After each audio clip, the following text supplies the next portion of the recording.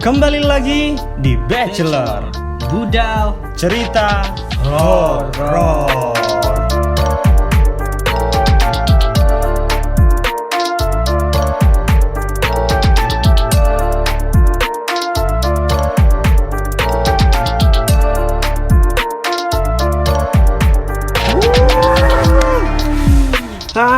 Kangen banget.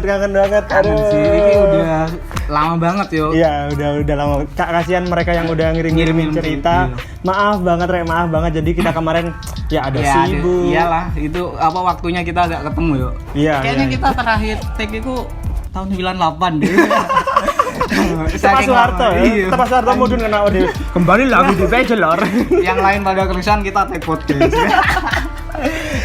Iya, aku mau ngingetin. Sekarang ini Bachelor ini ada di audio podcast, ada di Spotify, ada di Noise, Google Podcast. Pokoknya kalian bisa dengerin Bachelor ini cuman di audio doang. Jadi kalian nggak usah ngeliat muka-muka kita gini kan. Jadi hemat kuota juga. Hemat kuota. Jadi teman kalian yang kalian hospotin nggak keburu emosi. Iya. Iya. Tayangin juga di hari Sabtu ya gitu. Iya. Kan Bachelor ini di Kamis. Audionya ada di hari Sabtu. Nih, di sini nih. Aku kasih di sininya. Iya. Linknya ada di deskripsi. Nih, di sini pokoknya semuanya ada Noise, ada Spotify. Bisa dengerin juga di Anchor. Gitulah. Dan kita juga ya berdua doang. Ya karena Haikal lagi balik ke Jakarta. Iya, katanya dia tuh di sana budidaya jablay. Oh iya. Berarti itu ya. Tak kirain ini apa? Bawa lemari dia. Buat soalnya apa? dari Betawi. Haikal dari mana? Haikal dari Betawi, membawa oleh-oleh sebuah lemari. Lemari minta kunci. Kunci minta tukang minta perek. Enggak, dia sekolah STC, sekolah tinggi COD. Ya, jadi kita berdua doang lah. Nah, berdua doang nanti sambil nunggu Haikal datang lah ya. Atau nanti untuk sementara bisa digantiin Dodi, Uda atau siapapun lah yang kita. Pokoknya kalian yang mau cerita jangan lupa tetap kirimin cerita kalian tetap di Budal Instagram Budal BUEDAAL atau di email budalproject@gmail.com. Kirim cerita kalian apapun, cerita gunung, cerita rumah sakit, yang penting horor ya. Iya, cerita horor semuanya. Dan kita berdua bakal ada podcast lagi. Nantilah di-spill di episode minggu depan lah ya. Oke. Langsung masuk ke cerita pertama aja. Oke, cerita pertama dari Mbak Inaya _Y. Ini disebutin ya? Iya, soalnya nggak ada tulisan apa. Buat kalian yang mau cerita tapi Mas hidden namaku nggak apa-apa. Oke ya, ini Assalamualaikum Mas Amir dan kawan-kawan. Aku mau cerita nih pengalamanku di Gunung Andong via Pendem. Ini daerah Magelang, Jawa Tengah nih. Awalnya aku diajak temenku, sebut saja Nana. Dia udah pernah, tapi dia ngajaknya itu mendadak banget. Kita berangkat tanggal 29 Desember 2021. Dia ngajaknya aku tanggal 29 siang. Jadi, aku sebagai pemula banget, belum berpengetahuan tentang di gunung itu kayak gimana, harus bawa apa aja. Sempat nanya juga sih keperluan yang harus dibawa apa aja, tapi katanya cuma bawa logistik dan keperluan pribadi. Dalam kurung, aku nggak tahu yang dimaksud keperluan pribadi itu apa aja. Ya aku bawalah logistik seadanya, dan bawa keperluan juga seadanya. Nggak apa-apa katanya. Karena perlengkapan ngecamp kita udah dibawain sama Ahmad, Rio, dan Iqbal, seperti nesting, tenda, dan lain-lain. Kita berangkatlah ke Magelang, Jawa Tengah pukul 23.15 dari Bojonegoro, titik kumpul. Jauh ya? Iya, Bojonegoro. Iya. Aku berangkat ber-8 orang. Aku, Ahmad dalam kurung porter, Iqbal, Nuri, Dani, Rio dalam kurung leader, Lala, Abdul. Nah, singkat cerita kita sampai di base camp Andong via Pendem Magelang, Jawa Tengah pukul 7 pagi. Kita istirahat, makan, mandi dan lain-lain sampai pukul 13.00. Waktu kita ngetrek, baru berapa langkah udah berhenti buat benerin carrier yang dibawa Lala. Nah, waktu kita berhenti itu, aku seperti ada yang memanggil. Naya. Suaranya jelas banget. Suara perempuan yang udah usia lanjut gitu. Aku nengok dong. Anjir. Jadi kayak Naya gitu dong. Suara perempuan tapi gue. Iya, perempuan, nenek gitu. Dia nengok. Ternyata nggak ada orang. Adapun ya bapak juga itu yang jaga pos. Terus suaranya siapa dong? Tapi yang nggak aku hiraukan. Jadi kita tetap lanjut jalan lagi melewati gapura khas Andong. Jadi kalau mau ke Andong ada lah. Itu kayak gapura pasti orang anak-anak yang ke Andong pasti foto di spot gapura itu. Hasil gunung. Sampailah kita di pintu rimba. Dan di pintu rimba itu kan ada spot foto gitu yang ada kita berhenti di situ sambil istirahat dan foto-foto juga. Tapi aku nggak ikut foto karena badanku lemes. Di situ mungkin karena capek ya. Soalnya aku nggak latihan fisik dan perjalanan juga jauh banget. Ahmad nanya ke aku, "Mbak, sampean nggak meluk foto tak fotoin?" "Nggak usah, Mat." "Oh ya udah Mbak. Ini minum Mbak, diminum dulu. Tapi jangan banyak-banyak ya minumnya." "Iya," kataku.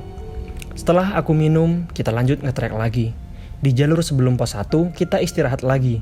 Rencananya, kita di pos 1 nggak istirahat, jadi langsung ke pos 2, katanya Rio. Nah, pas kita lanjut jalan sebelum pos 1 itu, aku kan sempat ada di posisi belakang sendiri tuh. Aku berjalan itu seperti ada yang ngehimpit di kanan dan kiri pundakku. Di situ, aku mulai sesak nafas dan berjalan pelan-pelan hampir ketinggalan rombongan. Tapi aku takut, aku langsung teriak, "Guys, tungguin aku!" Lalu, aku disuruh di belakang Rio aja. Lumayan, rasa sesakku agak mendingan. Belakangku Nana, dan belakang sendiri Ahmad. Dan yang keempat temanku lainnya, Iqbal, Lala, Dani, sama Abdul udah jalan duluan. Akhirnya kita jadi 2 tim. Kita jalan melewati pos 1, jalannya itu nanjak kan. Aku tapi gak ngerasa capek, aku cuma ngerasa kedinginan aja. Hampir sampai di pos 2, dadaku mulai sesak lagi. Kayaknya aku kena gejala hipo. Kita istirahat di jalur karena aku gak kuat lagi. Aku bilang ke Rio, "Mas, mandek sih, dadaku sesek." Kita berhenti lumayan lama di situ. Ahmad tanya ke aku, "Mbak, isik kuat?" Aku bilang, "Nggak tahu, Mat." Dan si Rio tanya gini ke aku, "Tak gendong ta?" Aku cuman ngangguk-ngangguk aja. Rio mesum. Wah. Surip tahu. Kemana-mana digendong. Tapi bisa. ini ya, kenapa dia kan baru awal naik gunung ya. Terus kenapa kok ditaruh belakang sendiri gitu loh? Pasti kan kita kalau ayo kan tengah-tengah sih lah, tengah-tengah gitu. Tapi emang Andong treknya panjang nggak apa termasuk salah satu gunung yang tinggi gitu? Enggak dong, totalnya sekitar 2 jam sama kayak Pundak sebenarnya. Cuman treknya lebih gini lah. Kalau Pundak kan ya gini masih ada lurusnya. Kalau itu bener-bener kayak gini. Aku nggak tahu ya, soalnya via Pendem ini nanti dari pos 1 dari pos 1 itu ada pencaran. Jadi pos 2-nya itu ada 2. Pos 2 sini, pos 2 sini. Pos 3-nya nanti baru nyambung di pos 3. Ada yang lewat luar, ada yang lewat dalam. Aku nggak tahu ini lewat mananya. Tapi via 1 doang itu. Iya, via Pendem. Cuman pos 2-nya ada 2 gitulah. Oke, dia ngangguk-ngangguk ya, diajak ngegendong. Ya udah, di situ kita jalan lagi dengan keadaan aku digendong sama Rio. Tapi baru beberapa langkah si Rio udah bilang capek karena bukan basurip. Benar. Benar ya. Enggak. Ini enggak ada ya, di Mbak Inaya enggak ada ya. Ada sirup. Suka minum marjan. Kita istirahat lagi untuk yang kesekian kalinya. Aku duduk kan di batu besar, dekat jalur sebelah dan sebelah kanan itu kurang. Ini mungkin jurang ya. Ini berarti dia lewat luar ya. Soalnya bayar. Kalau orang dalam kan enggak. Aduh, aku tiba balas gak nemu anjir. Bangsat, ayolah Dewa Komedi. Aduh.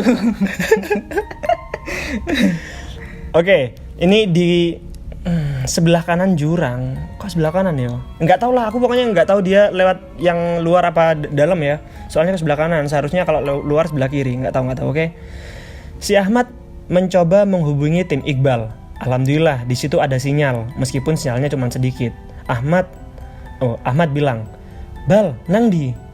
Iqbal menjawab, "Aku di pos 2 istirahat sama nungguin Mas. Sampean melu mudun, aku tak tetap munggah." "Loh, kok mudun?" "Sampean muduno sedelo. Delok niki keadaan nih, wis gak ngatasi." Anjir, kenapa ya? Ini berangkat siang-siang loh Don, jam 1 siang loh.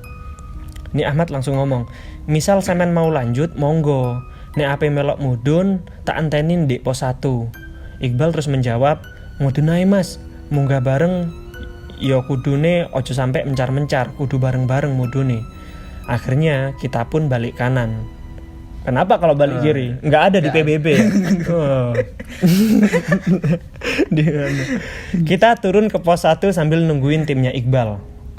Dia udah di pertengahan mau ke pos 2 ya. Tapi di situ tuh agak ngeri Don, yang lewat dalam ya, kalau emang lewat dalam. Jadi pos 1-nya atau pos 2-nya itu namanya itu Watu Pocong. Anjir. Beneran ada Watu Pocong? Enggak, cuman ada watu panjang-panjang gini, bukan yang berdiri. Aku waktu itu milih jalan trek yang lewat luar karena ada tulisan itu. Loh kok lewat Watu Pocong? Waktu itu aku maghrib. Anjir. Enggak dong. Watu Pocong. Tapi cuman iku kan, enggak menyerupain pocong atau Enggak nyerupain pocong. Wis ngene. Wis kayak polisi tidur lah, cuman enggak polisi besar. Tidur. Iya, kenapa enggak watu pisang? Iya. Ngono. Maksudnya ya kan memanjang ngono lho. Ben-ben enggak pikiran enggak kanang dindi jeneng. Iya sih. Watu Pocong anjir. Oke. Nah ini pokoknya dia nungguin sampai di pos 1 nih. Dia nungguin rombongannya Iqbal di pos 1. Karena lama banget kita nunggu, Ahmad dan Nuri pun nyusulin mereka ke atas. Dan sampailah mereka di pos 1. Selang beberapa menit di pos 1, Iqbal tiba-tiba lari ke atas tapi ke arah hutan. Dalam kurung bukan di jalur. Ahmad kaget dan dia menyusul lari juga ke atas nyusul Iqbal. Aku hanya diem, males ngomong dan kedinginan. Teman-temanku udah nyoba menghibur aku tapi aku tetap diam aja. Badanku gak enak banget. Sesek, kedinginan. Selang beberapa menit, Iqbal dan Ahmad turun lagi ke pos 1. Langsung diajak diskusi. "Bagaimana? Lanjut gak kali ini?" Teman-temanku nanya ke aku. "Nay, seumpama naik lagi kamu masih kuat gak?" Aku jawab, "Kuat kok. Aku seperti pengen banget gitu ke puncak." Tapi Ahmad bilang, "Udah gak usah, kita turun aja, aku udah males." Semua teman-temanku ikut sarannya Ahmad yang udah paham banget tentang gunung.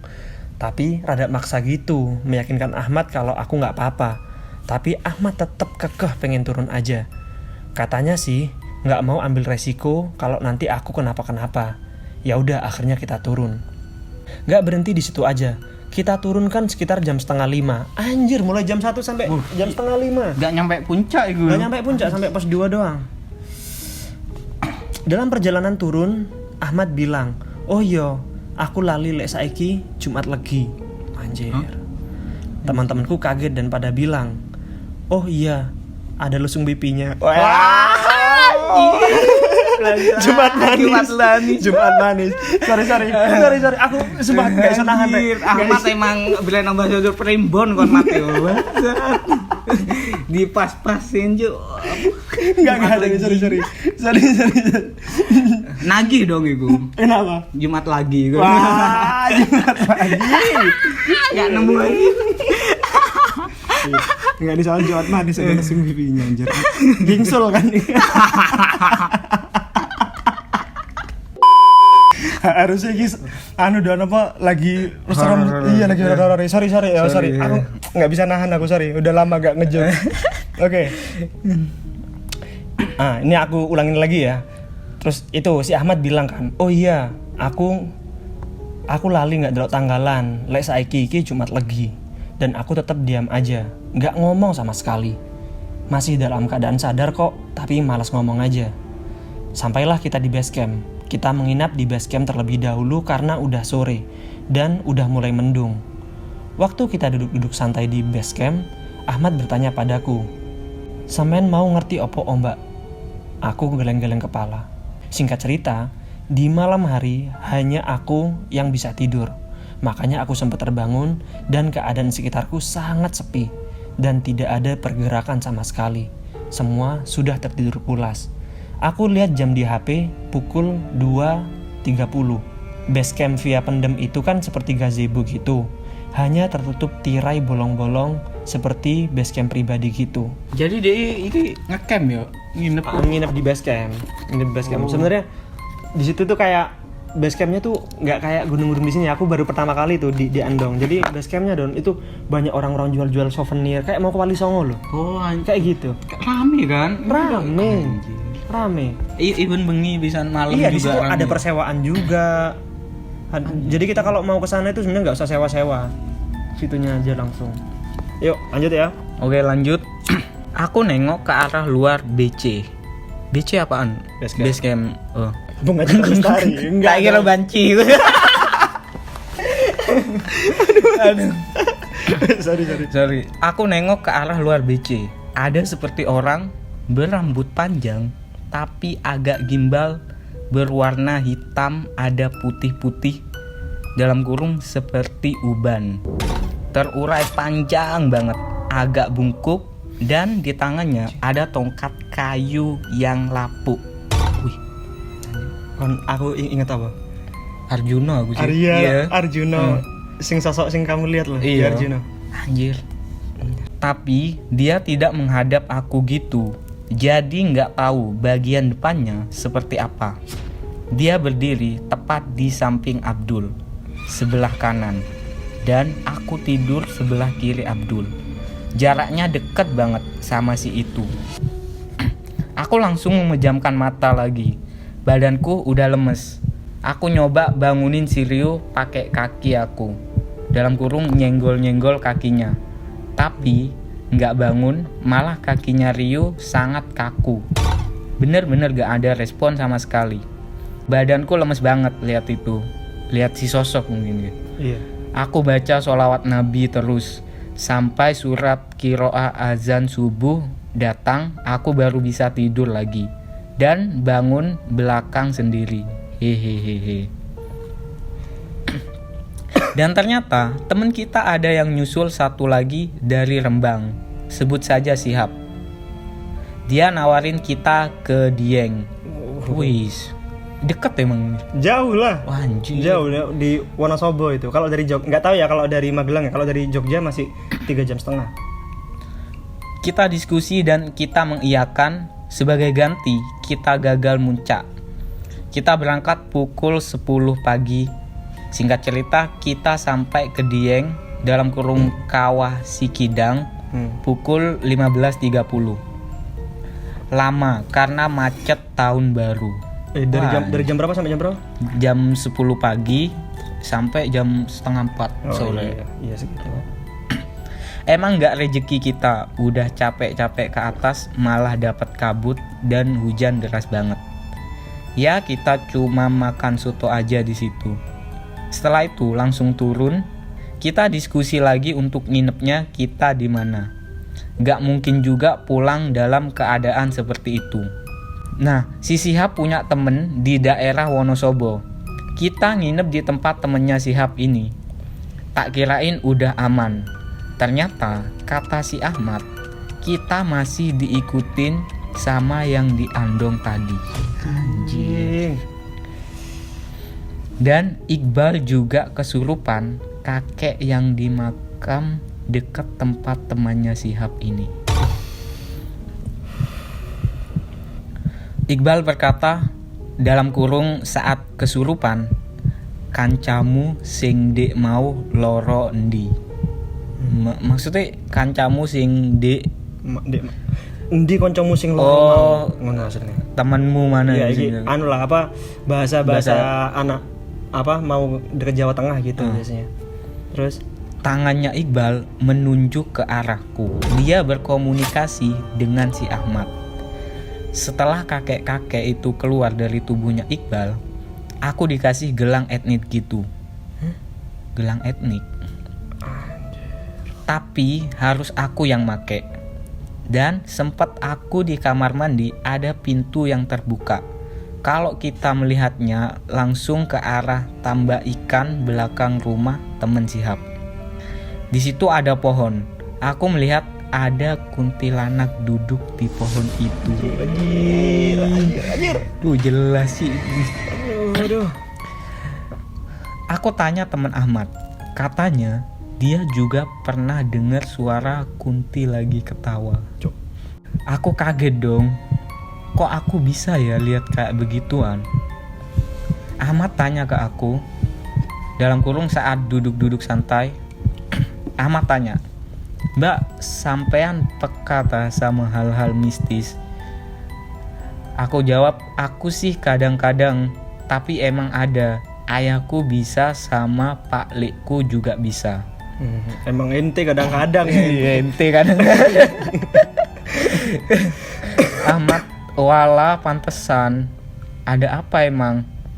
Ahmad, cakranya sampean kebuka dalam kurung mata batin. Anjir. Kagebushi no jutsu. Anjir, cakra. Aku baru denger lu kata iki. Iya. Emang Aku iya? sing kebayanganku Itachi Uchiha. Cakra. Kagebushi no jutsu. Penyanyi aku sih iki. Sama. Cakrakan. Ayo lanjut. Ada sinyal mungkin. Singkat cerita, besoknya kita pulang, melewati perjalanan ke arah Andong lagi. Memang lewatannya situ. Di tengah perjalanan, jaket yang aku pakai kan gak aku resletingin. Kalau kena angin harusnya semuanya kiwir-kiwir. Enggak. Emang bahasanya lucu. Kiwir berkibar ngono lho Mbak Inaya. Maksudnya kiwir-kiwir tak kiwir-kiwir anjir. Kok lagu cok kiwir-kiwir cok. Untung ya kita nangkap konteksnya. Kalau misal komis kiwir-kiwir. Kiwir-kiwir apaan ya? Apaan kiwir-kiwir? Berkibar. Oke. Cok kiwir-kiwir. Enggak maksudnya unyu ngono lho. Ada kata kiwir-kiwir. Oke, terus. Tapi itu cuma satu aja. Dan belakangku emang kayak ada tangan merayap gitu. Anjing. Aku pukul pakai HP-ku, udah nggak ada. Maksudnya aku pukul pakai HP-ku. Kayak gini loh. Oh. Ada tangannya gini. Oh iya paham. HP-nya digini. Iya. Tapi setelah itu aku mencium bau menyan nyengat banget. Tak kirain aku tok yang nyium. Ternyata semua timku nyium bau itu. Termasuk Abdul yang laganya kayak orang gak punya dosa gitu. Dan kebetulan aku kan navigator ya, yang megang maps. Arah maps bukan arah pulang, tapi ke arah Andong lagi. Tapi melewati jalan yang gak ada lampunya. Kita seperti balik lagi ke Andong. Kata Ahmad, waktu aku cerita pas istirahat di pom, sebenarnya kita udah ditungguin di atas. Makanya aku males buat lanjut muncak. Mending kita turun. Aku nggak mau ambil resiko besar. Tapi untungnya si Abdul hafal jalan arah pulang. Jadi secara nggak sengaja kita diselamatkan oleh Abdul. Wih, Kalau nggak salah Abdul hacker kan ya. Jadi Google kan setannya tadi kan bisa ngasarin ke Google Map. Biorka dia. Aduh. Jangan Biorka. Emang dari Bojonegoro emang Biorka. Tukang boba kan. Abdul tukang boba.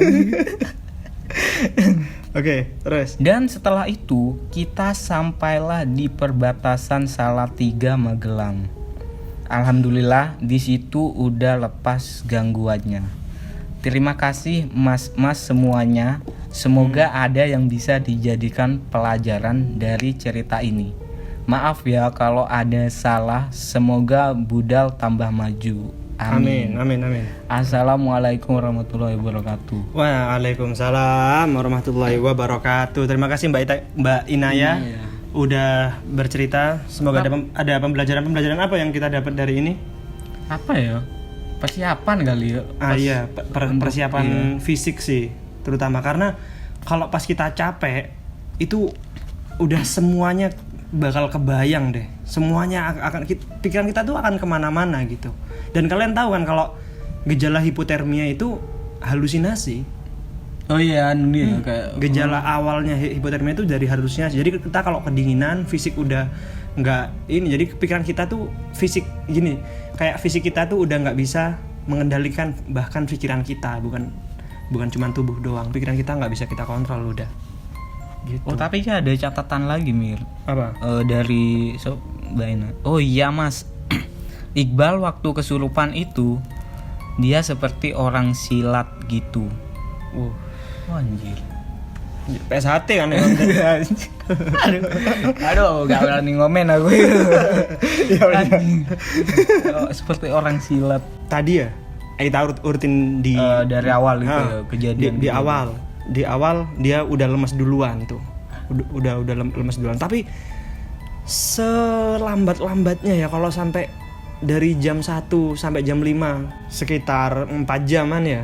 Iya, Ya, di sekitar 4 jam. jalan itu ya. Nah, di jalan dan itu nggak sampai pos 2. Itu agak menurutku aneh juga sih.